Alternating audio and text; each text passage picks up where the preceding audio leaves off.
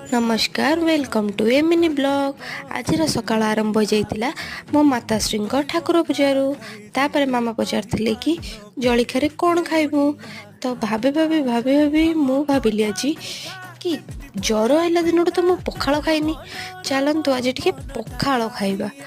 तो आमे ओडिया पखाल आमर भारी बढ़िया ना। कौन सांग माने भूल कहली ना ठीक कहली निश्चिंत जनइबे। चलतु आज टे पखाल खाइबा। पखाल सहित पोड़ा पोड़ी न कले कौन भल लगे कि, पखाल सहित पागटे निहाती दरकार। तो जह्नी आउ पोटल को पोड़ी देइथिली, तापरे आंबुल को पानी रे भेदे देइथिली। आंबुल रसुण लंका दला है कि गोटे पाग हैला, आउ जह्नी आउ पोटल पोड़ा है कि गोटे पाग हैला। पखालटा पूरा जमी गला आज, ज्वर पूरा एबे छाड़ी की पळेबो। जदि मो चैनल को सब्सक्राइब करना तो जल्दी जल्दी जाइए लाइक सब्सक्राइब कर